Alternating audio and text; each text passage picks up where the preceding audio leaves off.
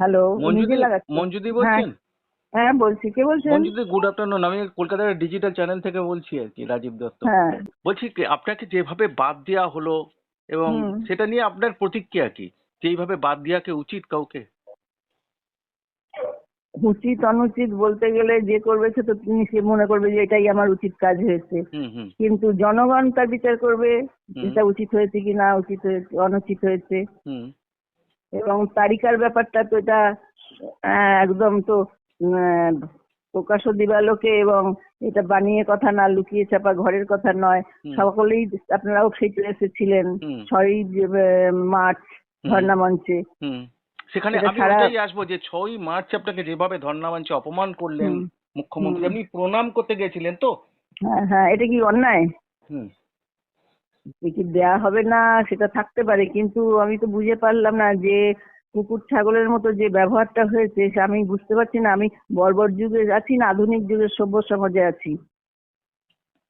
একজন মুখ্যমন্ত্রী প্রকাশ্য সেখানে লাইভ হচ্ছে, টেলিভিশনে লাইভ হচ্ছে, ফেসবুক সেইটাই লাইভ তো, হচ্ছে। সেটা আপনারাও তো কোশ্চেন করতে পারতেন সেখানে হুম, তাদের। হুম, আর এই তৃণমূলের জন্ম থেকে দুর্দিনে আমার হাত ধরেই নোয়াপাড়াটা এসেছে। হুম। মানে এটা তো আপনার সামাজিক মান সম্মান নামিয়ে দিল। আমার হ্যাঁ, নামিয়ে দিল। নামিয়ে যে মুখ্যমন্ত্রীকে আপনাকে যেভাবে ইয়ে করলো, মানে মুখ্যমন্ত্রী হ্যাঁ, যেভাবে, তাতে আমার আমার মান সম্মান যায়নি। আমার মান সম্মান আরো বেড়েছে। তাতে কি মুখ্যমন্ত্রী মান সম্মান গেছে বলছেন মমতা তা আমি বন্দ্যোপাধ্যায়? বলতে পারবো না কি গেছে না গেছে, সেগুলো তো তো, আপনারা যে ভালো বলতে পারবেন। কিন্তু এটা আমার মান সম্মান আবার কিসে গেছে? আমি তো এরপরেও যদি টিকিট দিত আমি তো রিফিউজ করতাম। এ তো আমার পক্ষে মঙ্গল হয়েছে। কেন দিদি আপনাকে এরকম করলো? উনি উনি আপনি কেন কেন করলো সেটা আপনারা যে করেছে সেই জানে, তাকে জিজ্ঞেস করুন না একবার কেন আপ- করেছে। আর তৃণমূলের জন্মলগ্ন থেকে বিধানসভা খাতা খোলার প্রথম আমি মেম্বার। সে তো আমরা দেখেছি, আমি নিজেও বিধানসভায় আপনাকে দেখেছি। তারপরে হুম। যে সমস্ত ক্রাইটেরিয়া গিয়ে বলা হয়েছে আগে থেকে সেগুলোর একটাও খাচ্ছে না আমার মতে। তাহলে নিশ্চয়ই কোনো বড় কোনো অলক্ষ্যে কারণ আছে বিশাল। তার মানে কি মনে করছেন যে মমতা বন্দ্যোপাধ্যায় পাল্টে গেছেন, সেই মমতা বন্দ্যোপাধ্যায় নেই এখন? আপনারা কি মনে করছেন? তা এতদিন তো সেই জিনিস দেখিনি, পাল্টালো কি পাল্টানো, আমি যা হয়েছে আপনাদের সকলের সামনেই হয়েছে। হুম, এবং এটা কোনো বললাম তো ভদ্র সমাজে বা সবকিছুর তালিকা আছে। টিকিট না দিতে পারে, টিকিট তার নিজস্ব জিনিস। মনে হচ্ছে যেন দ্বিদল, জোড়া ফুলের সিম্বল, দুটো ফুল, দু দলের, দুজনের দল। হুম, তো সেখানে দেবে কি, কাকে দেবে না সেটা তো তাদের ব্যাপার। হুম, কিন্তু আর যে সমস্ত অনেক চললো অনেক দিন ধরে, এই দেখা হবে সেই দেখা হবে, তার একটা জায়গাও তো আমার ঘাটতি নেই। সবকটাই আপনাকে যদি বলি যে বলবে যে প্রথম হচ্ছে দুর্নীতি।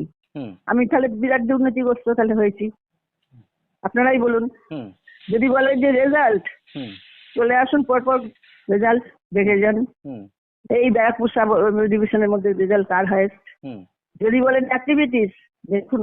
হুম, যদি বলেন পাবলিক ডিলিংস, সেগুলো আপনার প্রতিদিন এখন তো দেখতে অসুবিধা নেই, কেউ গল্প করতে হয় না, হুম, সঙ্গে সঙ্গে ছবিতে বেরিয়ে যাচ্ছে, হুম, আপামর জনসাধারণ দেখছে। হুম। তার মানে একটাই আমার হয়তো মাইনাস পয়েন্ট, আমি তোলাবাজ নই, তোলাবাজের ভাগ দিতে পারি না। তার মানে দিদি, এই দলটা এখন কি তোলাবাজ দুর্নীতিগ্রস্তরা মানে সে পেয়ে আমি গেছে? বলতে চাই না, না সেটা আমি বলতে চাই না। অতএব আমাকে আর আমি দল থেকে রেহাই পেয়ে গেলাম। আমি আপনি আর হ্যাঁ, আর তৃণমূল দল আমি আর করছি না, কোনো রাজনীতি আর করছি না। আপনি রাজনীতিও করবেন না? বলছি দিদি, না। মানে এই যে ঘটনার পর আপনি এই যে মমতা বন্দ্যোপাধ্যায় করলেন, এবং যেভাবে দেখলাম যে স্বরূপ মমতা বন্দ্যোপাধ্যায়ের সিকিউরিটি, তিনি আপনার হাত ধরে টানছিলেন সেদিনে, খুব একজন আপনি মহিলা, আপনি কি বলবেন যে একজন মহিলার হ্যাঁ, নারী, এটাই একটা প্রমাণ হচ্ছে কি নারী ক্ষমতায়নের যে ঢাক বাজানো হচ্ছে তার একটা প্রকৃষ্ট উদাহরণ এবং আমাদের তো দেখে খুব খারাপ নারী লাগলো চোখে। আপনাকে, আপনাকে যেভাবে একজন পুরুষ অফিসার ধরে আর টানছে। আমার জীবন দিয়ে দলটাকে দিয়েছিস, আপনি জানেন তো। হুম, বিকাশ বসু হুম, তৃণমূলের জন্ম দিল তিনি এখানে। প্রচুর কাজ আর করে সেই গেছেন। হ্যাঁ। ধারা 25টা বছর ধরে বয়ে নিয়ে চলেছি, হুম, সবকিছু হারিয়ে। হুম, আমার আমার কি এই অসময়ে আর গেল তো তৃণমূল থেকেই, আমার কি এই শীতে সিঁদুর হাতের সাকার করার অধিকার ছিল না? হুম ঠিক আছে, অন্তত ভদ্রতা তো মানুষ ভদ্রতাটা আশা করি। ছাগল মধ্যে আমাকে বাড়ি পাঠিয়ে দে, হুম এই জিনিসটা অসম্ভব রকমের ধরনের কথাবার্তা। এত অপমান সহ্য করা যায় না। মানে তারপরেও কিন্তু আমি একটা আপনাদের বাইট দিয়েছি, না আমি জানি ওপর দিকে কিন্তু ফেললে নিচে পড়বে, কারণ আমি সেই দলটা হোল্ড করছি। হুম এবং অসীম ধৈর্য ধরে সহ্য করে আমি কিন্তু ছিলাম। হুম তাহলে সেটাই যদি আমার ব্যর্থতা হয়, ভদ্রতা সভ্যতা শিক্ষা যদি পরাকাষ্ঠা হয়ে যদি সেটা যদি আমার দুর্বলতা কেউ মনে করে, সেটা তার ব্যাপার। কিন্তু আত্মমর্যাদাটা আমার সবচেয়ে বড় কথা। আর আমি একজন পতিব্রতা স্ত্রী, আর আমাকে অপমান করা মানে নোয়াপাড়ার আমি প্রতিনিধি, সারা নোয়াপাড়াবাসীকেই অপমান করা হয়েছে। তার মানে দিদি সে কথা, হুম সে কথাটা প্রতিটি মানুষ বলছে। তার মানে এই সামনের বিধানসভা নির্বাচনে নোয়াপাড়ার মানুষ জবাব দেবে মমতা বন্দ্যোপাধ্যায়কে? সেটা তো সে বলছি, মানুষ কি করবে? আমি তো তাদের সঙ্গে আলোচনা করছি না, বা আমি তো বলছি আর রাজনীতিতে আলোচনাই করছি না, আমি তো সহ্য করেছিলাম তো, হুম হুম থাকলাম তো। হুম এইরকম শিয়ালপুরের মতো ব্যবহার, বাড়ি পাঠিয়ে দে, কেন বাড়ি পাঠিয়ে দিতে হবে কেন? আমি কি অনধিকার করেছি নাকি? আমার তো হক আছে। দিদি 25টা বছর হ্যাঁ জীবন দিয়ে আমি দলটাকে বাঁচিয়ে রাখলাম, যেহেতু আমার স্বামীর পথ, স্বামীর মত হচ্ছে আমার পথ মত। হুম দিদি আপনি তো প্রণামই করতে গেছিলেন সম্ভবত, হ্যাঁ, না কোনো? হ্যাঁ, সম্ভবত না সেটাই প্রণামী করা।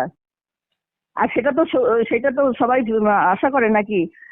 নেত্রীকে একা হলে প্রণাম করবে, এটা কি অসম্ভব ব্যাপার না সম্ভব ব্যাপার? কোনটা? এটা তো সৌজন্যবোধ। উনি আর আমি সেই কালচারের মানুষ নই, আর সেই শিক্ষা আমার নেই। উনি উনি দিদি মানে কি মুখে কিছু বলছিলেন একটা মনে হলো। ওই তো বললাম, বলেছে ও বাড়ি পাঠিয়ে দে, শিয়ালপুরের মতো বলে। আপনি কি পুরো কেন বাড়ি পাঠিয়ে দে? আপনি জিজ্ঞেস করলেন না কেন? আপনি তো না জিজ্ঞেস করতেন। কেন? না, আমি সিনক্রেট করিনি তো, ওরা সারা পৃথিবীর লোক দেখছে। আপনাদের কতগুলো ইয়ে ছিল media. Yes, television channel live চলছে, হ্যাঁ, ফেসবুক তবে লাইভ হ্যাঁ, চলছে।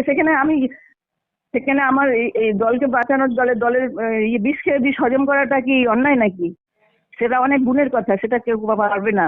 তার মানে আমি রিয়াক্ট করিনি। ভদ্রলোকের দল নয় এটা এখন মনে হচ্ছে আপনার মনে হচ্ছে এতদিন আমি যা কি করে এতদিন যা করেছেন ভুল করেছেন এটাই তো আপনার মনে হচ্ছে এখন?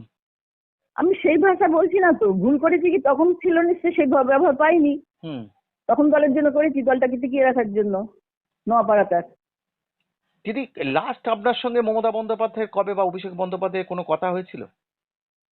তা যেমন ওই যে এখন তো সেই জায়গায় নেই ওনারা, ধরাছোঁয়ার বাইরে। এখন যেটুকু নাগালে হয় সামনে দেখা হলে প্রণাম, হাই হ্যালো, ব্যাস। আপনি নিজেও আজকাল হাসি। বুঝতে পারেননি যে এই ধরনের আচরণ করবেন? বুঝবো কি করে? আমি তো আর কোনো এরকম দোষ করিনি। মানে আপনি খুব এই ঘটনার পর মনে করছেন যে খুব আপনি মর্মাহত, আপনি এটা তো স্বাভাবিক। হ্যাঁ, মর্মাহত বলছে, সারা নোয়াপাড়ার মানুষই মর্মাহত। আপনি একবার ঘুরে যান না, এলাকা এলাকা ঘুরুন, সাধারণ পাবলিকের কাছে যান, হাটে বাজারে দোকানে। আমার কথা বলতে হবে না, আমি বলছি না, বা আমার রাজনীতির লোকেদেরও বলতে হবে না, সাধারণ পাবলিকের কাছে যান। পাবলিকের প্রতিনিধি আমি। ঠিক। এটা নোয়াপাড়াবাসীকে অপমান করা হয়েছে। তার মানে দু দিদি চারটে লিডারদের কি বললো তাতে কিছু আসে যায় না। একটা জিনিস বিভিন্ন যারা যারা বলছেন তৃণমূলের যারা প্রাক্তন পুরনো কর্মী তারা অনেকেই বলছেন যে দল এখন অর্থের মানে যারা যাদের প্রভাবশালী যাদের অর্থ আছে তাদেরই ভালোবাসে, পুরনো কর্মীদের ভালোবাসেন। এটাই কি ঠিক? এটাই আমার লাস্ট প্রশ্ন। সে তো পুরনো বহু আছে, যদি বয়সের কথা শুনেছিলাম, এটাও হচ্ছে। সেগুলো তো আপনি বলুন না, 70 থেকে 80 বছরের মধ্যে 23 জন ক্যান্ডিডেট হয়েছে, যারা একদমই অচল, হুম হুম যাদের তুলে ধরে বসাতে হয়, তুলে ধরে নামাতে হয়। হুম আবার 80 পরেও 90 হয়েও আছে দুজন ক্যান্ডিডেট এই যে হয়েছে। এই জ্যোতিপ্রিয় মল্লিক যিনি এতদিন তারপরে তারপরে আসামি জেল খাটা হেনা তেনা সেগুলো তো তারাও জায়গা পেয়েছে। তাহলে কি বুঝবো এবার? তারপরে যদি আমাকে এত থাকার পর সেই সততার মূল্যায়ন এইভাবে হয়, তাহলে তো যে দুর্ভাগ্যের বিষয় ছাড়া আর কিছু বলতে পারি না। কেন আপনার করেছে সে করতে, সেটা আমি জানতেও চাইবো না, হুম আমার জানার দরকার নেই। সময় হলে সবাই জানতে পারবে। আপনাকে যদি দলের তরফ থেকে নিমন্ত্রণ করেন যে প্রচারের জন্য, আপনি আর প্রচারে অংশগ্রহণ করবেন? আমি দলই করছি না তো প্রচারের জন্য কিসে? আচ্ছা আচ্ছা। অসম্ভব। হুম। মানে জানিয়ে দিয়েছেন, আপনি অফিসিয়ালি জানিয়ে দিয়েছেন? হ্যাঁ, অফিসিয়ালি জানানো কি আছে, এ তো জানতেই পারা যাচ্ছে। হুম। মানে কেউ আপনি যদি রিপেন্টেড হতো, হিট অফ দ্য মোমেন্টে কেউ কিছু করলে পারে, যদি রিপেন্টেড হয় তাহলে তো তার জন্য তো অনেক সময় ছিল। সেরকম কোনো বার্তা কারুর কাছ থেকে আসেনি আপনার কাছে? না না, ঠিক আছে মানে দিদি।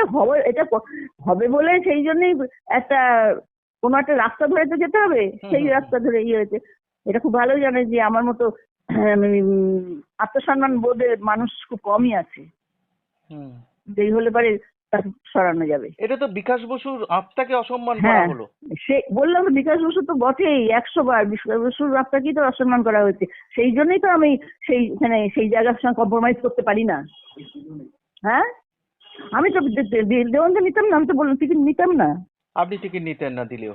না দিলে এই অপমানের পর, হুম, যদি কেউ রিপেন্টেড হতো, যদি কোনো রকম ভাবে ইয়ে হতো, ভুল হয়েছে, সেটা ক্ষমা মানুষের ধর্ম, হুম, ক্ষমা করা মানুষের প্রধান ধর্ম একটা। হুম, সেটা হুম। সেই সিচুয়েশন তো হলো না, হয়নি, তার জন্যই তো দাপটা আমরা পড়েছিলাম।